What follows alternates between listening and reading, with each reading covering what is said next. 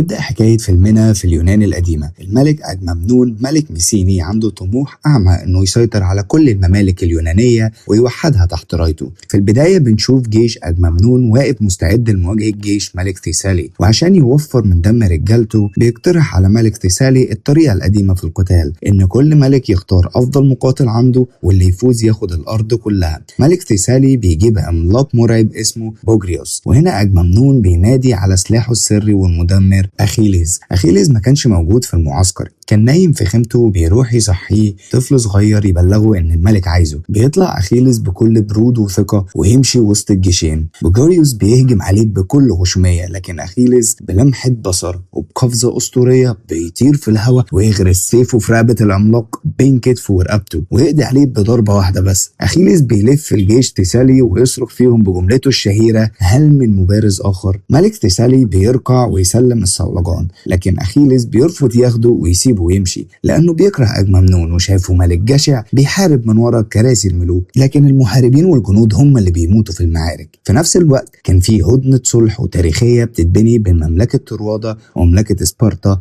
الحليفة لأجممنون. أمراء طروادة الأخ الكبير العاقل والقائد المحنك هيكتور، وأخوه الصغير المتهور والوسيم باريس، موجودين في قصر الملك منلاوس أخو أجممنون بيحتفلوا بالسلام. لكن باريس كان عينه على حاجة تانية خالص، هيلين زوجة الملك منلاوس وأجمل نساء الأرض. باريس بيتسلل لغرفتها بالليل والاتنين بيقعوا في غرام بعض. وتاني يوم الصبح وسفن طروادة راجعة لبلدها في البحر، باريس بياخد أخوه هيكتور على جنبه وبيقول له: لو أنا عملت مصيبة هتحميني؟ هيكتور بيستغرب وبيدخل الغرفة جوه السفينة بيكتشف الكارثة. باريس هرب هيلين معاه في السفينة. هيكتور بيتصدم وبيغضب جدا ويزعق في باريس ويقول له: انت دمرت سلام عشنا سنين بنبنيه، طروادة مش هتحارب وتموت عشان واحدة ست. وبيؤمر بربط السفينة عشان يرجعوا سبارتا ويرجعوا هيلين. باريس بيقفل السكة وبيقول له: انا هحارب لوحدي علشان حبي، ولو رجعتها انا هرجع معاها ومنلاوس هيقتلني. هيكتور بدافع حبه لاخوه وخوفه عليه بياخد القرار الصعب ويقول للبحارة: اطلعوا على طروادة. في سبارتا منلاوس بيكتشف اختفاء مراته وبيجن جنونه. بيروح فورا لاخوه الكبير أجممنون ويقول له: شرفي اتمسح في الارض ولازم ندمر طروادة. أجممنون من جوه بيفرح جدا. هرب هيلين ما كانش بالنسبة له مصيبة، بل كان الحجة الذهبية اللي مستنيها من سنين عشان يغزو طروادة ويسيطر على بحر إيجا. أجممنون بيبدأ يجمع أضخم جيش في التاريخ، 1000 سفينة و100,000 جندي، لكن المستشارين بيقولوا له الحرب دي مستحيل نكسبها من غير أخيلس وجيشه. أجممنون بيكره أخيلس طبعا، بس هو عارف إنه محتاجه، فبيبعت له الملك الحكيم أوديسيوس ملك إيثاكا علشان يقنعه يدخل معاهم الحرب. أوديسيوس بيروح لأخيلس وهو بيدرب ابن عمه الصغير وتلميذه باتروكلس على السيف. أوديسيوس بيلعب على نقطة ضعف أخيلس الوحيدة وهي المجد الأبدي. بيقول له الحرب دي التاريخ مش هينساها، ودي فرصتك الوحيدة عشان اسمك يفضل خالد لآلاف السنين. أخيلس بيروح لوالدته يطلب نصيحتها، فبتقول له النبوءة التاريخية: لو فضلت هنا في بلدك هتتجوز وتخلف وأولادك هيحبوك، بس بعد ما تموت بكام جيل اسمك هيتنسي تماما. أما لو رحت طروادة هتكسب مجد يخلي اسمك يعيش للأبد، لكنك مش هترجع تاني، هتموت هناك. أخيلس بيختار المجد ويقرر يبحر لطروادة. السفن اليونانية بتوصل لشواطئ طروادة. طروادة مدينة أسطورية محصنة بأسوار ضخمة وعالية جدا ومحدش قدر يخترقها قبل كده. أخيلس ما كانش عايز يستنى أمر أجممنون بالهجوم، كان عايز المجد لنفسه ورجالته بس. بياخد سفينته السريع ويهجم ب50 محارب على الشاطئ قبل بقية الجيش كله. جنود طروادة على الشاطئ بيبدأوا يضربوا أسهم ونار، لكن أخيلس ورجالته بيشكلوا درع السلحفة الحديدية وينزلوا على الشاطئ زي الإعصار. أخيلس بيتحرك بسرعة خارقة، يقتل يمين ويقتل شمال، وبيقدر يقتحم معبد الإله أبولو الموجود على الشاطئ ويقطع راس تمثال أبولو بالسيف تحديا للآلهة. هيكتور بيوصل بالجيش عشان يلحق الشاطئ وبيتقابل بالنظر مع أخيلس لأول مرة. أخيلس بيقتل القائد الطروادي اللي مع هيكتور ويبص لهيكتور ويقول له: امشي، مفيش حد هيشوفك وانت بتموت هنا، ارجع وقابلني على أرض المعركة. هيكتور بيشوف ان الشاطئ خلاص ضاع، فبيؤمر رجالته بالانسحاب لداخل أسوار المدينة. داخل المعبد أخيلس بيكتشف وجود بنت عذراء جميلة لابسة لبس كاهنة اسمها بريسس، وهي بنت بنت أخو ملك طروادة بريام. الجنود اليونانيين بيحاولوا يأذوها، لكن أخيلس بيحميها وياخدها أسيرة عنده في خيمته. أجممنون بيقعد في خيمته منتشي بالانتصار، وبيصادر بريسيس من أخيلس ويسرقها منه عشان يذله ويثبت إنه الملك. أخيلس بيغضب غضب أعمى ويسحب سيفه، كان هيقتل أجممنون، بس بريسيس بتصرخ في أخيلس، بيجمع جماحه ويقول لأجممنون أنت ملوكيتك قايمة على تعب غيرك، أنت من النهاردة أنا ورجالتي مش هنحارب معاك تاني، وشوف بقى مين هيحميك من هكتور وطروادة. تاني يوم الجيش اليوناني الضخم بيزحف ويقف قدام أسوار طروادة العظيمة. ملك طروادة العجوز بريام والأمراء هكتور وباريس واقفين فوق السور. باريس عشان يصحح غلطته ويحمي مدينته بيطلب مبارزة رجل لرجل ضد الملك منلاوس، واللي يفوز ياخد هيلين والحرب تنتهي. منلاوس بيوافق وهو بيضحك لأنه محارب قديم وباريس مجرد شاب. القتال بيبدأ ومنلاوس بيبهدل باريس، يضربه ويسحله في التراب ويجرحه كمان. باريس بيترعب من الموت، وفي لحظة ضعف وخوف بيزحف على بطنه ويروح يمسك في رجل أخوه هكتور ويستنجد بيه. منلاوس بيروح وراه ويصرخ ده المقاتل اللي سرق مراتي، ابعد عنه يا هكتور عشان اقطع رقبته. هكتور بيشوف اخوه الصغير بيموت قدام عينه، ففي ثانية واحدة بيخدش شرف المحاربين ويطعن منلاوس بسيفه في بطنه ويقتله عشان يحمي اخوه. وهنا أجممنون بيشوف اخوه بيموت ويصرخ بالهجوم العام أبيدو طروادة. المعركة الكبرى بتبدأ، اليونانيين بيهجموا على الأسوار، لكن رماة الأسهم الطرواديين بيمطروهم بنار وأسهم. هكتور بيقود الهجوم المضاد ويقطع في جيش اليونان، ومن بعيد أخيلس واقف ورا خيمته بيتفرج على جيش أجممنون وهو بيتسحق حرفيا، وبيبتسم بسخرية لأن نبؤته بأنهم من غيره ولا حاجة بتتحقق. اليونانيين بينكسروا تماما ويهربوا ويرجعوا لمعسكرهم على الشاطئ وهم خسرانين آلاف الجنود. بالليل الطرواديين بيقرروا يستغلوا انكسار اليونان ويهجموا على معسكرهم على الشاطئ بالكرات المشتعلة عشان يحرقوا صفانهم ويطردوهم للأبد. في المعسكر اليوناني الذعر منتشر والجنود بيصرخوا احنا بنموت، فين أخيلس؟ فجأة يظهر محارب لابس درع أخيلس وخوذته الأسطورية ويقود جيش الميرميدون ويهجم على الطرواديين. معنويات اليونانيين تترفع جدا ويرجعوا يحاربوا بقوة. هكتور بيشوف المحارب اللي لابس درع أخيلس وبيدخل معاه في مبارزة قوية وعنيفة جدا، لكن هكتور بمهارته بيقدر يقطع رقبته والخوذة بتقع من على راسه عشان يكتشفوا الصدمة ان ده ما طلعش أخيلس، ده طلع باتروكلس ابن عم أخيلس الصغير اللي لبس الدرع من ورا ابن عمه عشان ينقذ الجيش. هكتور بيزعل جدا لأنه ما كانش عايز يقتل طفل، ويبص لقائد جيش أخيلس ويقول له كفاية حرب النهارده، روحوا ادفنوا الولد.